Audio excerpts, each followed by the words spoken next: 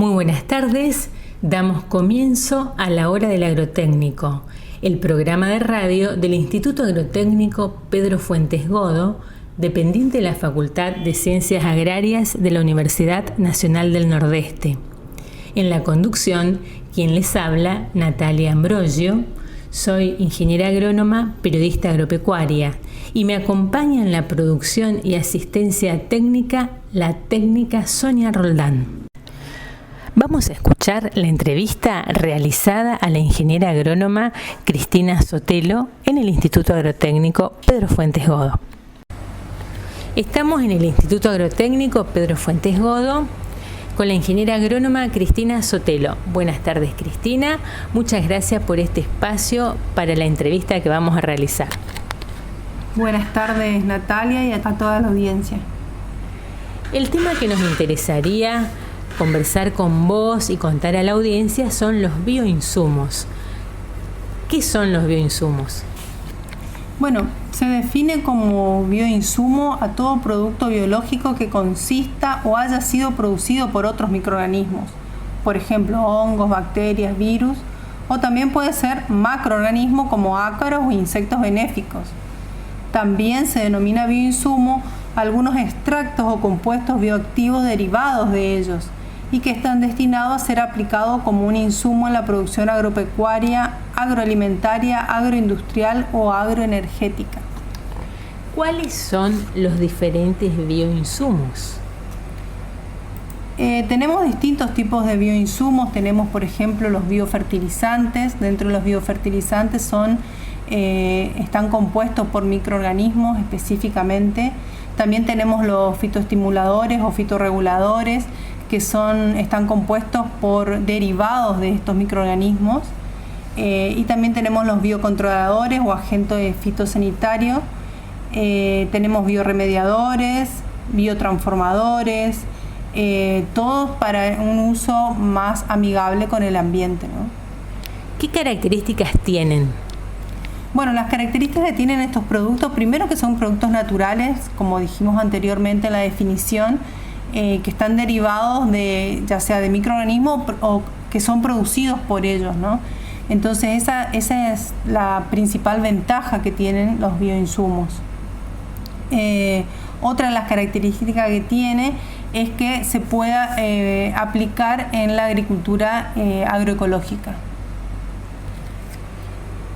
En estas características que estás dando ya dijiste algunos beneficios incluso, pero ¿qué beneficios serían los que tendríamos que destacar y por el cual decir, bueno, conviene que los productores usen estos productos?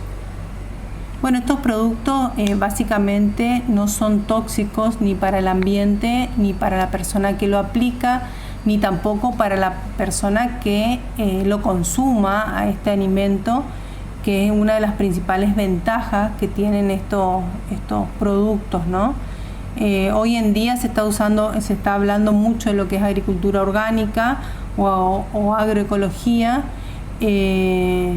como para producir alimentos más sanos, ¿sí? Porque por ahí pensamos, bueno, vamos a comer esta lechuga que es algo sano, pero en realidad al haber sido producida con muchos agroquímicos también puede ser dañina para la salud.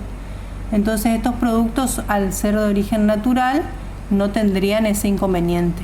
¿Estarían realizando algún ensayo acá desde el Instituto Agrotécnico? ¿Y podrías contarnos algo al respecto? Sí, se viene trabajando ya hace varios años probando estos bioinsumos en la zona, ¿no? Porque por ahí es importante estudiar, investigar, a ver en qué momento aplicar, con qué condiciones climáticas. Entonces hace unos años se vienen trabajando en horticultura y hace 3 años se empezó a trabajar con cultivos extensivos. Básicamente se está trabajando con biofertilizantes, o sea, con microorganismos vivos promotores del crecimiento para disminuir el uso de fertilizantes, y también se están utilizando bioestimuladores, ¿sí? De la microflora nativa del suelo. Decías que en horticultura, y puntualmente ¿en qué cultivo? Y estamos probando en pimiento, en tabaco, en todo lo que sea de hoja, lechuga, rúcula, se está probando también, todo lo que sean biofertilizantes. Y en cultivos extensivos se está trabajando en algodón específicamente estos últimos 3 años. Decías que con productores de la zona, ¿en qué localidad estarían? Se está trabajando en San Martín, en el Cinturón Verde del Gran Resistencia, y con los cultivos extensivos se está trabajando conjunto con el Ministerio de la Producción del Chaco, en la zona de Charata, de Las Breñas, de San Martín, se están haciendo los ensayos. Muchas gracias, Cris. No, de nada, gracias a ustedes. Continuamos con la hora del agrotécnico. En el siguiente bloque vamos a compartir con ustedes noticias de interés. Voy a compartir ahora una noticia sobre biofertilizantes que fue publicada en la página web del Instituto Agrotécnico Pedro Fuentes Godo. La misma contó con la colaboración de la ingeniera agrónoma Cristina Sotelo. Desde sus inicios, el Instituto Agrotécnico trabaja para dar a conocer y difundir las técnicas de recuperación y conservación de suelos. Actualmente se está haciendo hincapié a la biofertilización, donde se evalúan junto a los productores los resultados de la misma, en condiciones ambientales locales y con productos que se encuentren en el mercado. Eso nos comentó la ingeniera agrónoma Cristina Sotelo, y también nos cuenta por qué la importancia de este tema de la biofertilización.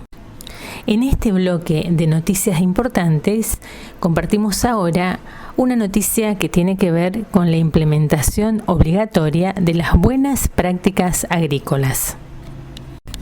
Las buenas prácticas agrícolas, conocidas como BPA, son obligatorias para el sector frutícola y hortícola en la República Argentina.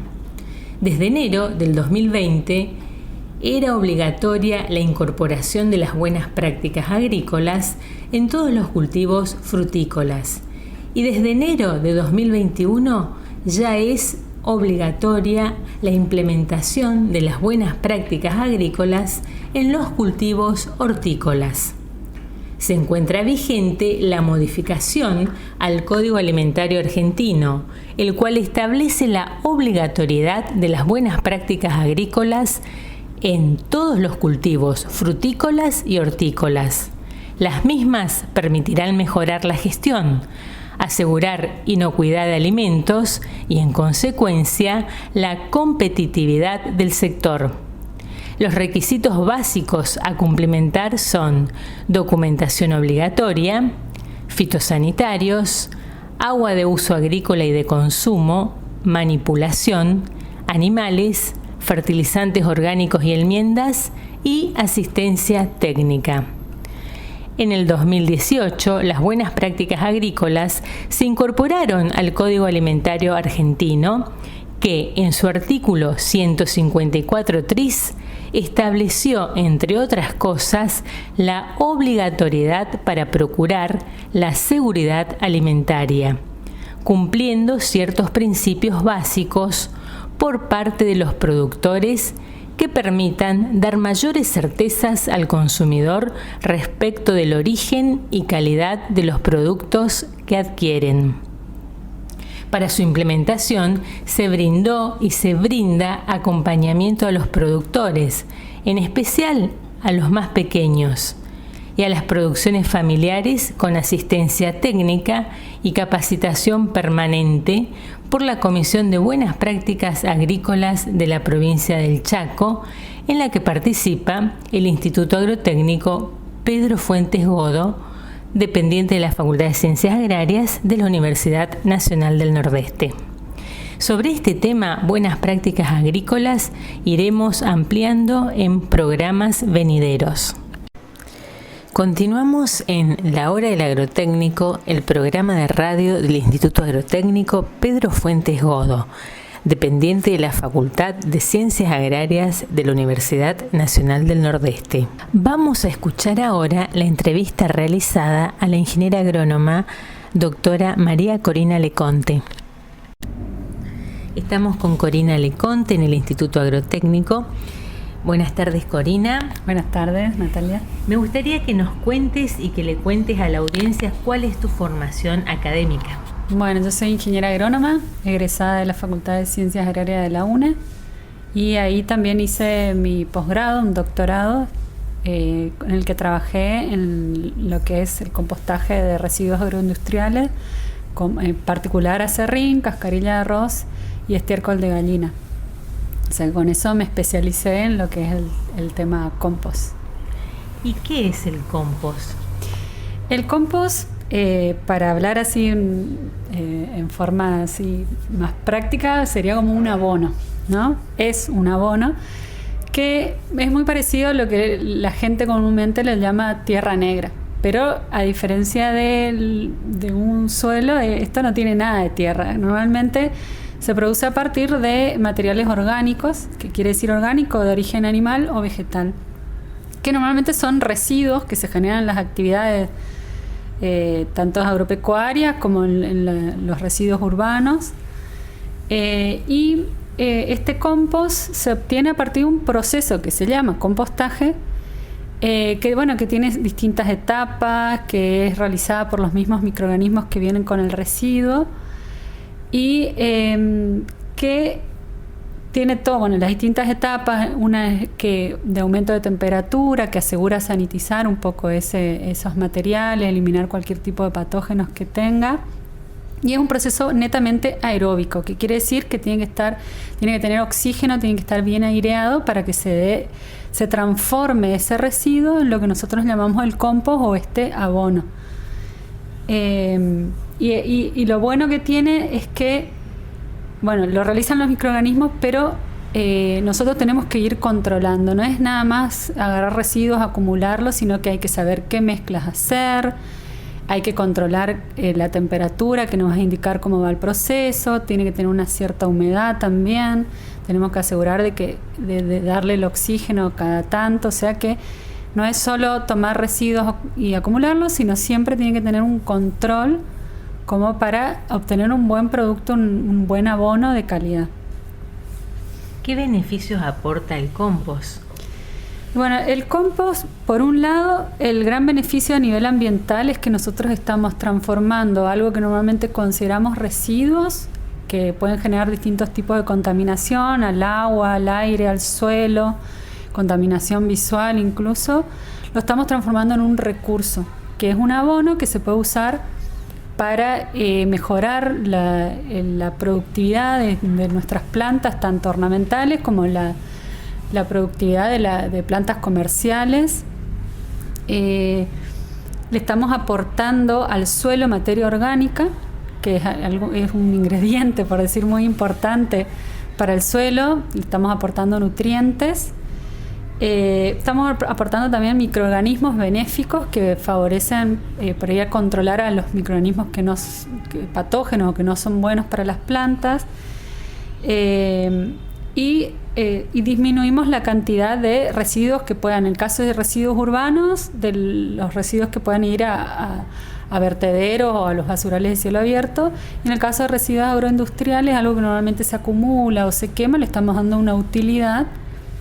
Básicamente es la mejora de los suelos y de la productividad de las plantas. ¿Y cómo calculás la cantidad que vas a aportar de compost?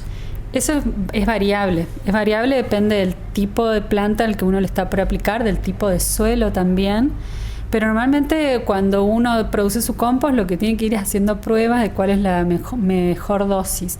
O sea, como toda cosa, aunque es bueno, es algo muy bueno el compost, tiene las dosis al que hay que aplicar. No es bueno aplicar 100% de compost para una planta, sino que la dosis adecuada para que se desarrolle bien y que tampoco tenga excesos que pueda generar algún problema. Y hay que ver tanto en una pequeña escala como en una gran escala, ver la dosis ideal y de acuerdo a la escala también ver cómo ir manejando eso. Si uno puede, lo incorpora, y si no, lo deja en superficie en el suelo, o en el caso de las macetas también. Puede mezclar o puede dejarlo arriba, pero siempre conviene ir haciendo prueba de dosis se habla normalmente de dosis a nivel así agrícola de 20, 40, hasta 60 toneladas de compost por hectárea, pero desde 10 toneladas, 5 toneladas ya pueden haber beneficios, por eso también depende de lo que uno busca. En un ornamental, normalmente en una maceta se habla de poner una cucharadita, o sea, no es toda la maceta, o en algunos casos usan como sustrato mitad de maceta, mitad de la maceta con este sustrato, con el compost, mitad con suelo. Así que es bastante variable, uno tiene que ir probando, pero lo que sí es cierto es que hay que tener en cuenta dosis y no poner grandes cantidades que pueda afectar a la planta. ¿Y cómo medirías los rendimientos? Una vez que tengas determinada la dosis, ¿cómo medís los rendimientos? Y generalmente, bueno, si uno quiere probarlo en su casa o bueno, un productor agrícola, siempre para prueba las dosis y puedes ver la diferencia de rendimiento dejando parte de su plantación sin aplicar el compost y parte con el compost aplicado. Y ahí ver cómo cambia la productividad de sus plantas comparando con el que no se le aplicó nada. Pero normalmente en algunas pruebas que hemos realizado se ha visto aumento de rendimiento del 10, 20% de la producción de las plantas. O sea, y generalmente ese aumento de productividad favorece o cubre los costos de haber producido el compost. ¿Y en qué momento conviene aplicar el compost? En el ciclo del cultivo. Y en el ciclo del cultivo también es variable. Lo podés aplicar tanto cuando recién se inicia la plantación y también en plantas adultas. La diferencia es que por ahí cuando recién inicia la plantación uno puede aplicarlo previamente y hacer una incorporación. Cuando ya la planta está instalada, se puede aplicar en superficie para no lastimar raíces ni nada de eso. O sea que se puede aplicar en cualquiera de los momentos. Lo que puede llegar a variar es la dosis que le vas a aplicar a una planta chica versus una planta grande. ¿Cómo se prepara el compost para usar en el jardín del hogar, por ejemplo? Sí.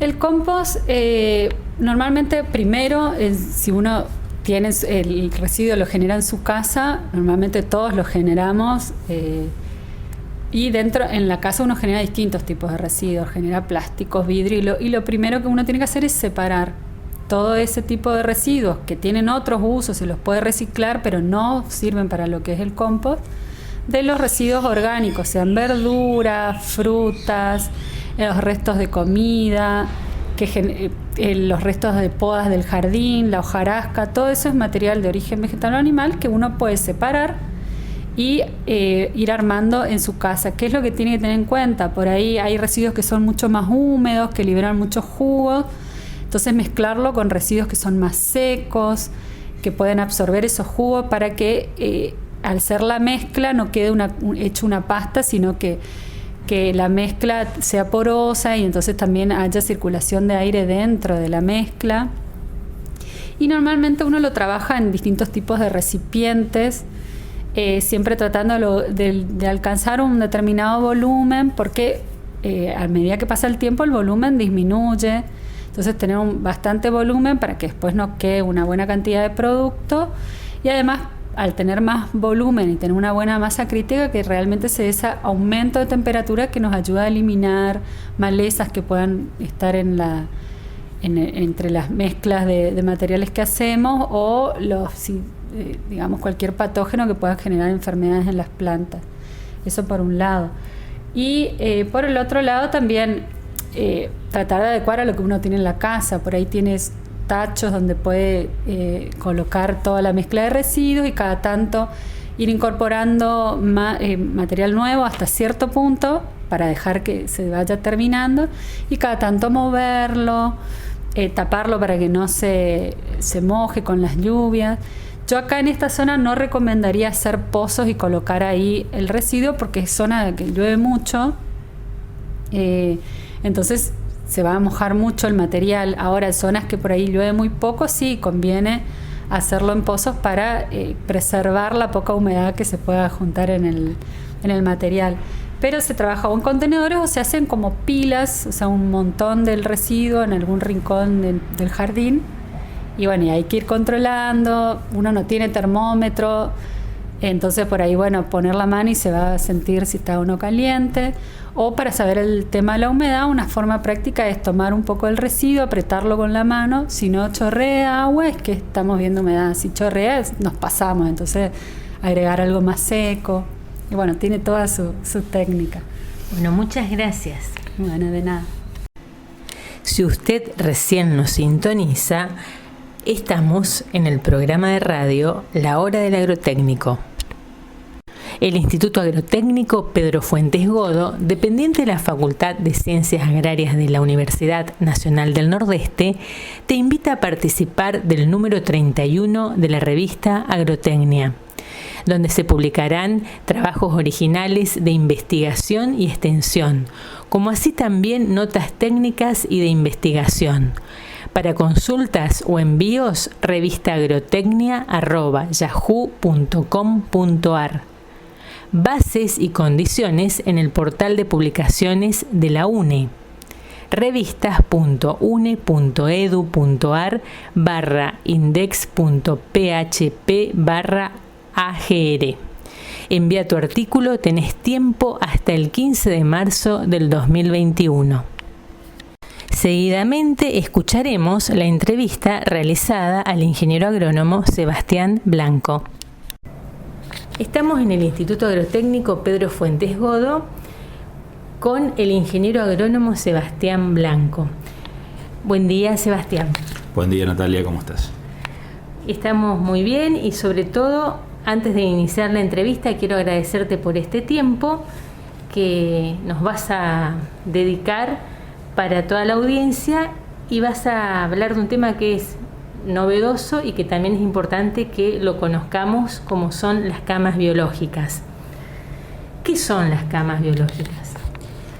Las camas biológicas, es un sistema bastante novedoso dentro de todo, más que nada para acá, para Argentina y los países limítrofes, que hace no muchos años vienen trabajando. Es un sistema que me permite evitar la contaminación, minimizar los riesgos en el uso de fitosanitarios al efectuarse derrames accidentales de estos productos al momento de la carga a la máquina, durante la mezcla de los fitosanitarios antes de hacer una aplicación, y también al momento de lavar los equipos de aplicación, que puede ser tanto una máquina de gran porte, de máquina que tienen tanques de 3.000 litros, como puede ser también una mochila pulverizadora de 10 litros, ¿no? Yéndonos a los dos extremos. Ya me sirve para poder lavar estas máquinas que pulverizan sin contaminar, sin que haya una contaminación de los efluentes de ese lavado hacia napas o hacia profundidades en el suelo, ¿no? ¿Y qué tendrías que tener en cuenta para elegir el lugar en el campo donde vas a hacer la cama biológica? Sí, es muy buena la pregunta porque lo ideal sería no hacerla en cualquier lugar. Lo principal es elegir zonas más bien altas, no inundables. Eso sería lo principal, que esté también muy cerca de la zona de carga, donde hacemos la carga del producto en la máquina pulverizadora. Esta zona de carga suele ser por lo general muy cercana al depósito, al galpón, al lugar donde almacenamos los productos fitosanitarios. Por lo tanto, lo óptimo sería que esta cama esté emplazada muy cerca de este depósito o lugar de carga, donde nosotros siempre hacemos la mezcla y la preparación.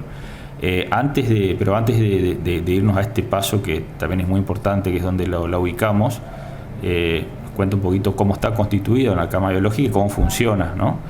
Porque lo que es la cama biológica es simplemente una excavación, un volumen que puede ser un hueco, una excavación en el suelo, o un recipiente de volumen considerable, en los cuales nosotros vamos a verter, vamos a depositar una biomezcla que puede tener diferentes proporciones, hay diferentes tipos de biomezclas que podríamos utilizar, pero la principal y la básica, que es la que se empezó a utilizar en los principios de esta técnica ya por el año 93 en Suecia, está constituida por un 50% de material rico en lignina, que pueden ser rastrojos de maíz, trigo, pajas de pastizales. Digamos, tiene que tener una riqueza importante de lignina.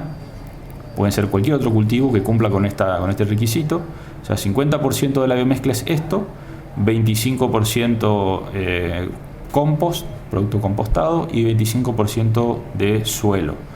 ¿Suelo de dónde? De los primeros 20 centímetros, 10 o 20 centímetros desiertos del perfil, porque ahí es donde vamos a obtener una mayor cantidad de población microbiana, ¿no?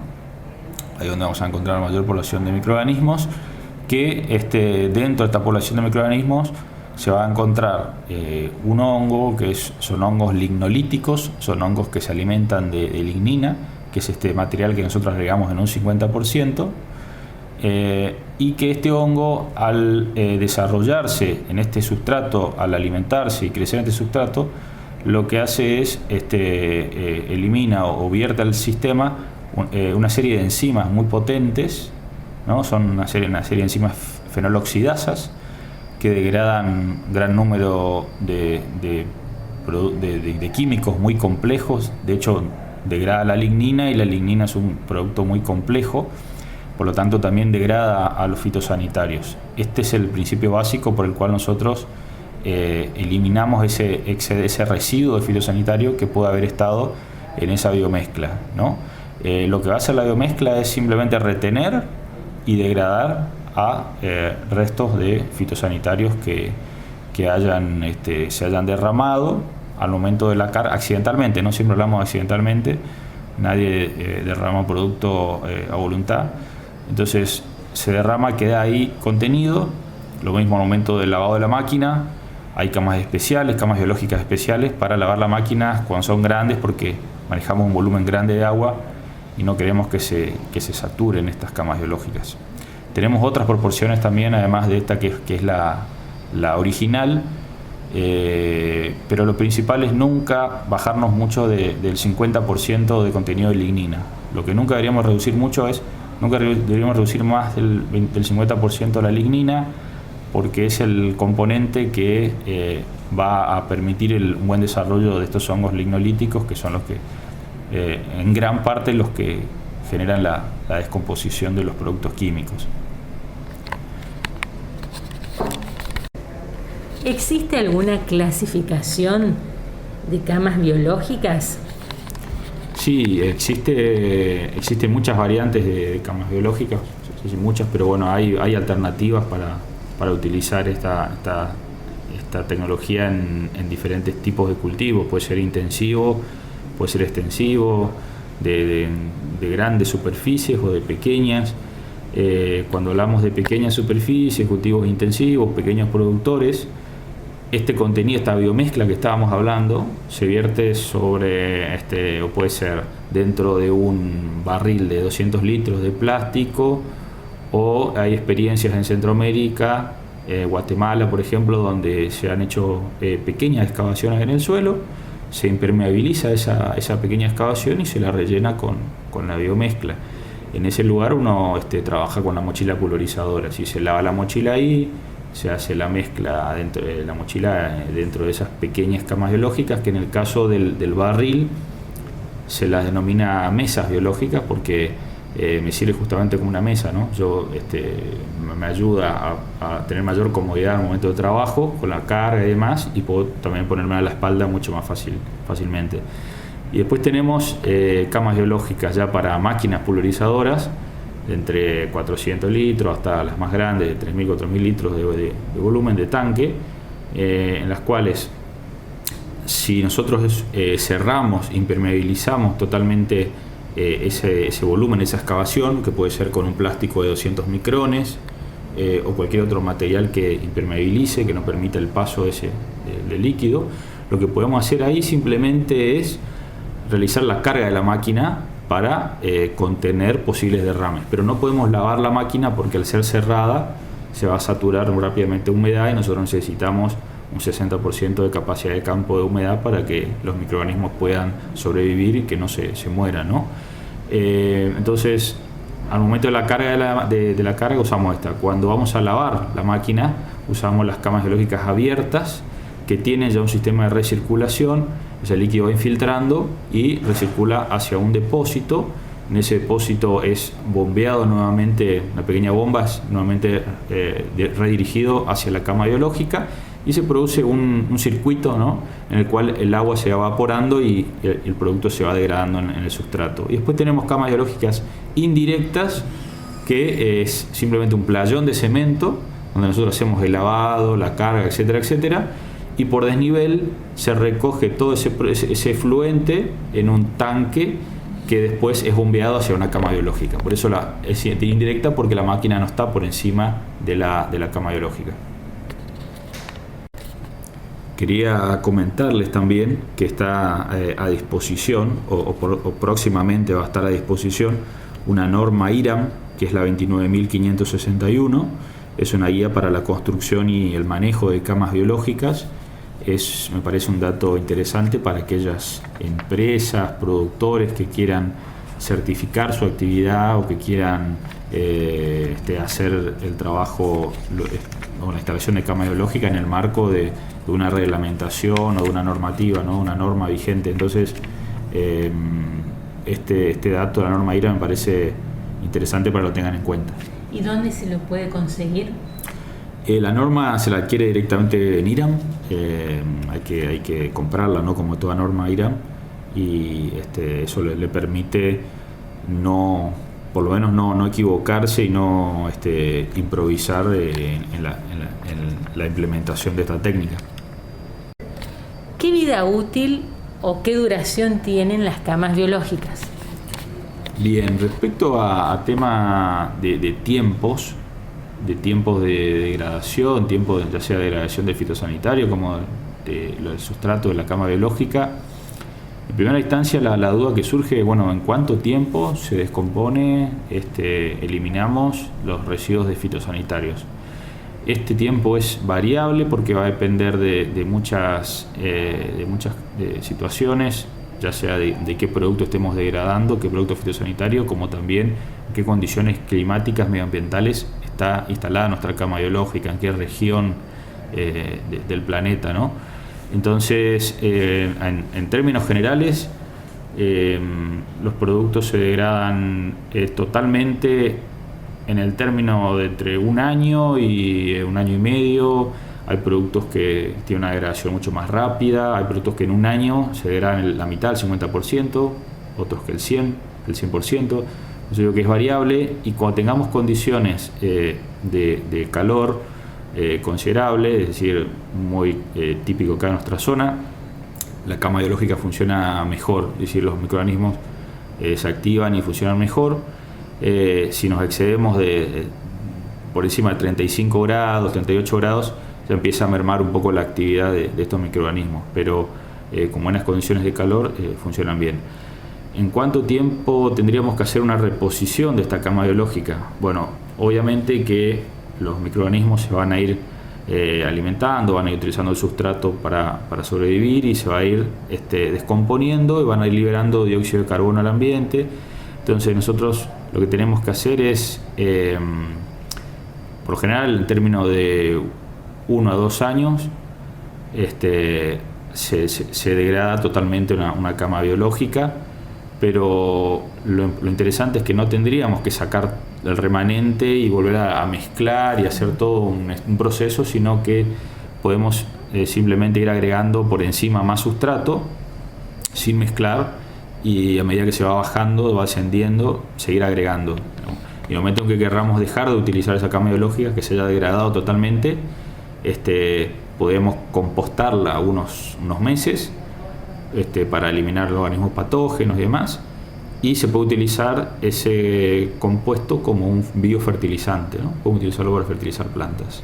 ¿Y el predio donde estaba se podría reutilizar, por ejemplo, para sembrar una pastura? hacer algún cultivo?